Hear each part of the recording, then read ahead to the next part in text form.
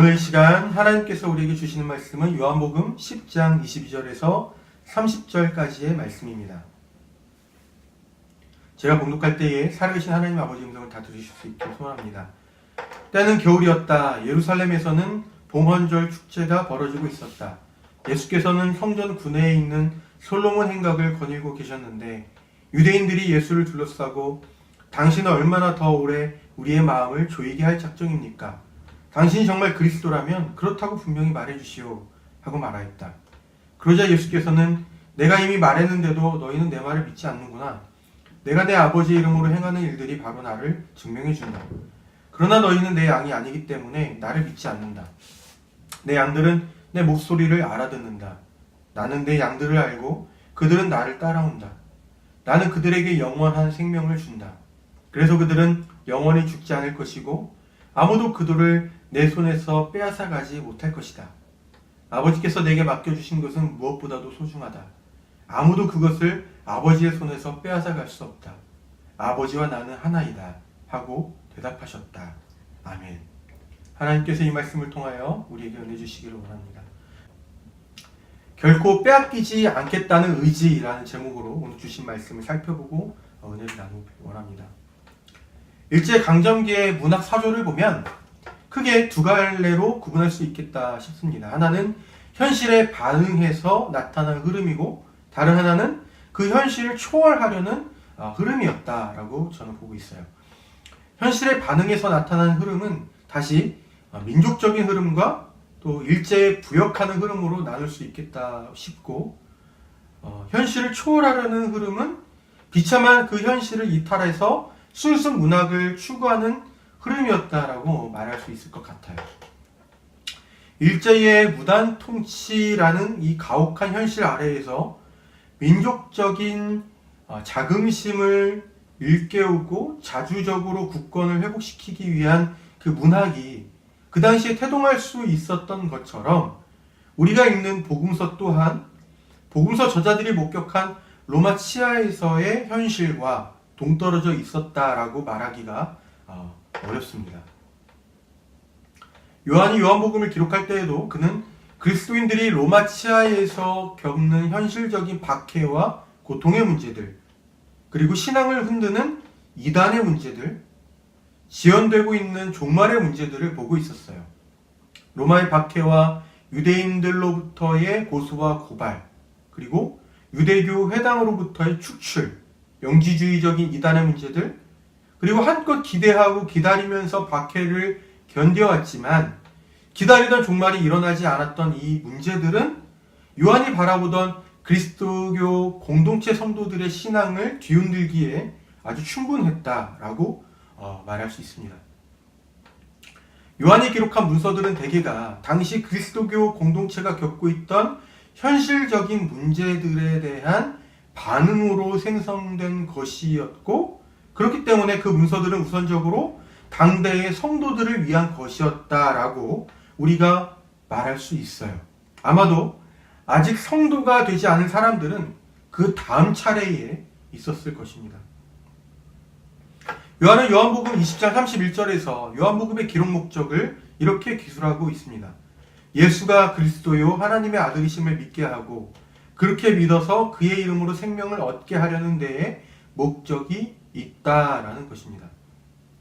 로마의 박해와 유대인들의 고소와 고발도 삶을 힘겹게 하는데 기다렸던 종말의 때는 계속 지연되고 있고 교회 내 어떤 사람들은 예수께서 실제 인간으로서 오신 분이 아니라 영적인 존재로서 왔다고 주장하기도 하니 점차 신앙을 의심하게 되고 급기야 신앙을 버리는 사람까지 나타나던 상황에서 성도들에게 필요한 것은 예수께서 그리스도요 하나님의 아들이시다.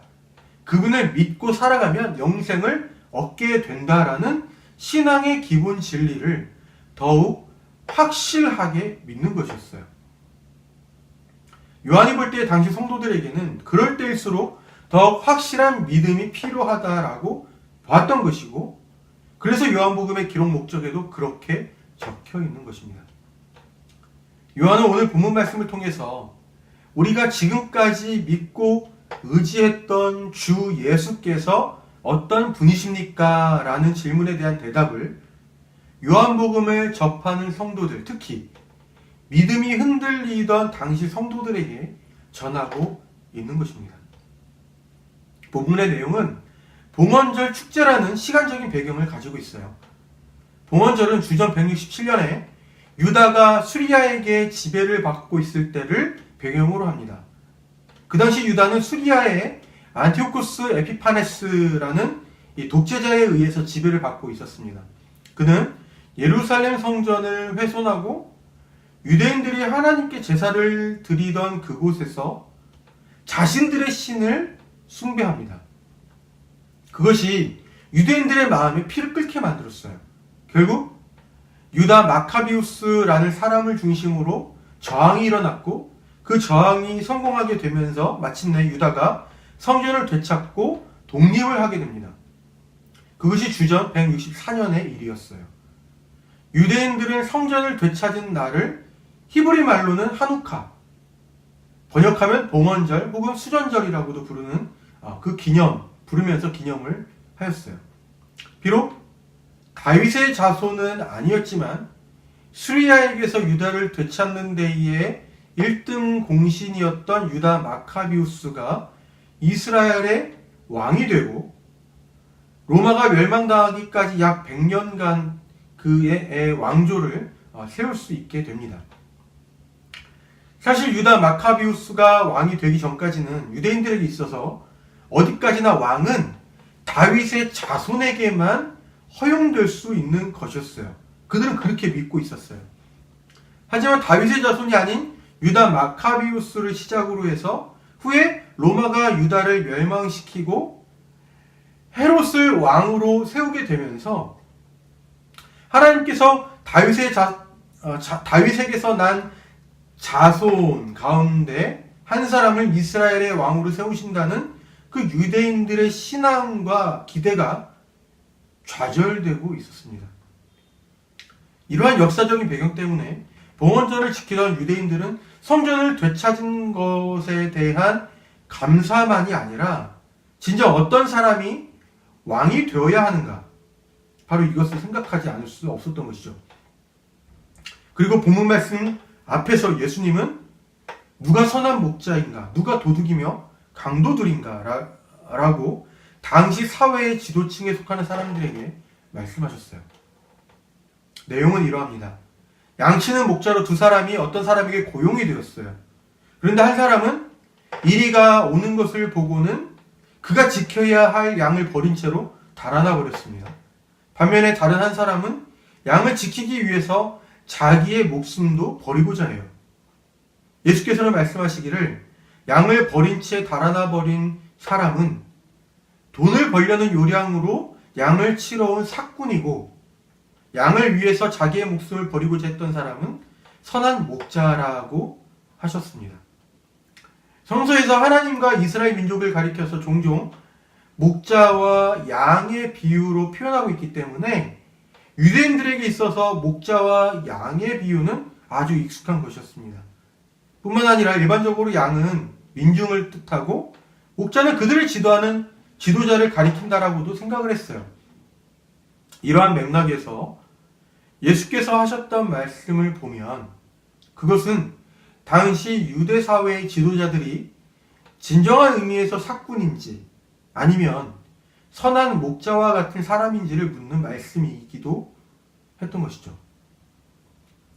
로마의 통치 아래에서 당시 유대 사회의 지도층은 로마의 효율적인 유대 통치를 위해서 협조하고 있었고, 그들의 행위는 민중들에게 있어서는 가혹한 것이었습니다. 아마도 예수님의 말씀을 듣고 있던 당시의 지도자 계층의 사람들은 예수께서 자신들을 모함한다라고 여겼을지도 몰라요. 목자 이야기를 하시면서 예수님은 나는 선한 목자라고 말씀하셨습니다. 양을 이용해서 돈을 벌려는 강도 같은 삭군이 아니라 양을 위해서 목숨까지도 내던질 만큼 맡겨진 양들을 사랑한다라는 말씀입니다. 예수님의 말씀이 예수께서 자기를 향해서는 선한 목자라고 칭하면서 자신들을 향해서는 양을 강탈하는 사꾼처럼 민중들의 뒤를 치는 사람이라 비판하는 것으로 들리니 그 말씀을 들었던 유대 지도자들의 속이 뒤틀리지 않을래야 않을 수 없었겠죠. 그들이 예수께 말합니다. 당신이 정말 그리스도라면 그렇다고 분명히 말해주시오. 거기에 대해서 예수께서는 내가 참으로 그리스도이다 라고 답하지 않으십니다. 왜냐하면 예수께서 그리스도라는 표징은 이미 여러 차례 나타난 바가 있기 때문에 그래요. 바로 직전에는 성전에 드나드는 사람이라면 다 알고 있을 시각장애인이 예수님을 만나게 되면서 고침을 받게 되고 마침내 볼 수 있게 된 이적이 일어났습니다. 그와 같은 이적들이 여러 번 나타나면서 예수께서 하나님의 아들이시며 그리스도라는 표징이 되었음에도 불구하고 그 사람들이 이처럼 예수께 확답을 요구하는 것은 정말로 예수께서 그리스도인지를 저들이 알고 싶어서가 아니라 오히려 그것을 인정하지 않는 마음 때문입니다. 그래서 예수께서 그들에게 이렇게 말씀하시죠. 내가 이미 말했는데도 너희는 내 말을 믿지 않는구나. 내가 내 아버지의 이름으로 행하는 일들이 바로 나를 증명해 준다. 같은 이적의 사건을 보았음에도 어떤 사람들은 그 사건을 행하신 예수님을 그리스도로 믿고 따랐는데 이 사람들은 오히려 예수님을 그리스도로 인정하지 않으니 그것은 그들이 예수님을 자신들의 목자로 인정하려고 하지 않는다는 것을 보여주는 것이죠. 그것은 마치 자신들은 예수님의 양들이 아니니 목자인 예수님의 음성을 듣지 않겠다라는 심술궂은 마음을 먹은 사람의 말처럼 들립니다. 그래서 예수께서 이렇게 말씀하십니다. 너희는 내 양이 아니기 때문에 나를 믿지 않는다. 내 양들은 내 목소리를 알아듣는다. 나는 내 양들을 알고 그들은 나를 따라온다. 예수님 당시에도 유대인들 가운데 예수님을 그리스도로 인정하지 않는 사람들이 있었다라는 이 요한의 보도는 그리스도교로 개종했다는 이유로 유대교 회당으로부터 축출되고 유대 사회에서의 정상적인 사회 생활을 해나갈 수 없게 된 성도들의 상황과 매우 유사하다라고 말할 수가 있어요. 유대교인들로부터의 소외와 배척을 받고 있던 교회의 성도들은 이전에 유대인들로부터 배척받으신 예수님의 상황에 대해서 어쩌면 동병상련에 가까운 연민을 갖게 되었을지도 모르겠다 싶습니다. 그리고 한편으로는 본문 말씀 속에 예수께서 처하신 상황은 요한 당시의 박해와 고난 속에서 예수님을 믿는 신앙을 버릴까 고민하던 성도들에게 그들도 예수님을 인정하지 않았던 유대인들처럼 예수님을 주님으로 인정하지 않을 것인가 하는 질문을 던지는 것이기도 합니다. 본문 28절부터 30절의 말씀은 예수께서 목자로서의 자의식을 가지고 하나님께서 그분에게 맡겨주신 양들을 그분이 얼마나 아끼고 사랑하시는지에 관한 내용을 언급하고 있어요. 예수께서는 이렇게 말씀하십니다. 나는 그들에게 영원한 생명을 준다. 그래서 그들은 영원히 죽지 않을 것이고 아무도 그들을 내 손에서 빼앗아가지 못할 것이다.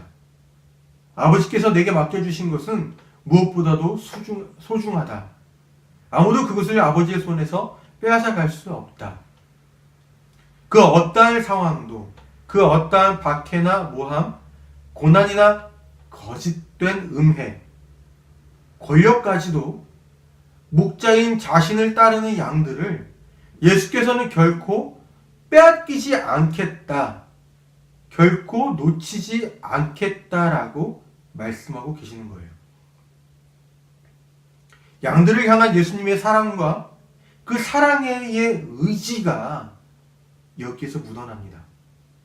예수님을 주님으로 고백하고 따르는 사람들, 마치 양이 목자의 음성을 따라서 이리저리로 행하듯이 예수님의 가르침과 그분의 행적, 그분의 음성을 따라서 행하는 성도들을 주님께서 결코 놓아버리지 않겠다라는 이 말씀은 외부의 박해와 현실적인 고통, 점차 흐릿해져만 가는 종말에 대한 기대와 믿음 때문에 신앙을 포기하려던 성도들에게 용기를 주는 말씀이 될 수 있었을 것입니다. 오늘의 우리는 분명 요한이 목격했던 성도를 향한 박해가 존재하는 시대에 살지는 않지요. 성도가 되었다고 해서 살아갈 수 없을 정도의 박해와 고난을 주는 사람도 잘 없거니와 정상적인 사회생활이 불가능할 정도로 배척받는 상황도 잘 없습니다. 요한의 시대보다는 성도로서 사는 것이 훨씬 수월한 시대를 살고 있다는 것은 분명해요. 그렇지만 우리는 다른 쪽으로 신앙의 위협을 받고 있습니다. 뚜렷한 피해나 손실을 초래하는 박해는 없지만 적당히 타협하거나 신앙을 가진 듯 가지지 않은 듯 살아가도 인생에 별다른 문제가 생기지 않는 것처럼 보이는 것이 바로 그것입니다. 그리고 성도들의 모임에서 신앙의 견인이나 그리스도의 한 몸이라는 공동체성을 경험하지 못한다라는 것도 우리 시대에 우리가 직면한 위협이죠. 그런가 하면 우리의 하나님 경험이 부모나 다른 사람의 과거 이야기로 들은 것이거나 적어도 성서 속에 그래서나 경험되는 이른바 박제된 경험이라는 것도 우리의 신앙을 추상적이고 형식적이며 피상적으로 만드는 우리 시대의 위협이라고 말할 수가 있을 거예요. 이러한 형태의 위협들은 분명 요한의 시대와는 다른 종류의 것들이지만 성도로서의 종교 행위는 하고 있어도 형식에 그치고 정신에 자리 잡지 못하게 하는 위협이라고 말할 수가 있습니다. 요한이 목격하던 시대의 성도들은 로마의 박해와 유대인들로부터의 핍박, 지연된 종말로 인한 흐릿해진 소망, 이와 같은 것들 때문에 신앙의 위기를 경험했다면 오늘의 우리는 이러한 위협들 때문에 예수님을 그리스도로 고백하고 영원한 생명으로 나아가는 성도로서의 삶의 가치를 잃어버리고 있다는 것이 과연 지나친 우려는 아닐 것 같습니다. 그러므로 요한의 시대처럼 오늘 우리 시대에도 예수께서 그리스도이시며 하나님의 아들이심을 믿는 그 믿음과 영원한 생명에 대한 소망에 대한 그 확신은 여전히 똑같이 필요한 것이다 라고 말할 수 있겠죠. 주님은 이렇게 약속하십니다. 내 목소리를 알아듣고 나를 따라오는 그들에게 영원한 생명을 주겠다. 양들이 목자의 음성을 듣고 따라가듯이 우리도 일상에서 주님의 음성을 좇아서 따라가면 주님께서 약속하신 것처럼 주님은 우리를 영원한 생명으로 인도하여 주실 것입니다. 행여나 그러한 삶이 우리의 삶을 힘겹게 하고 고통스럽게 하더라도 당신에게 맡겨진 양들을 하나라도 놓치지 않겠다라는 그 주님의 사랑과 그 사랑하고자 하시는 의지에 우리의 삶을 맡길 수 있었으면 좋겠습니다.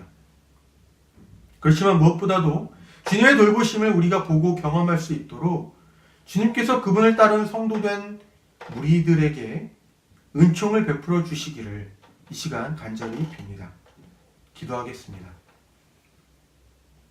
주님, 저희가 성도로서 성도답게 살고자 할 때에 저희 자신의 결단과 의지에 근거해서 행하는 것이 아니라 양들을 위해 목숨까지도 내던지시는 주님의 사랑과 그 사랑의 의지에 근거해서 행할 수 있도록 저희를 붙잡아 주시고 지켜주십시오.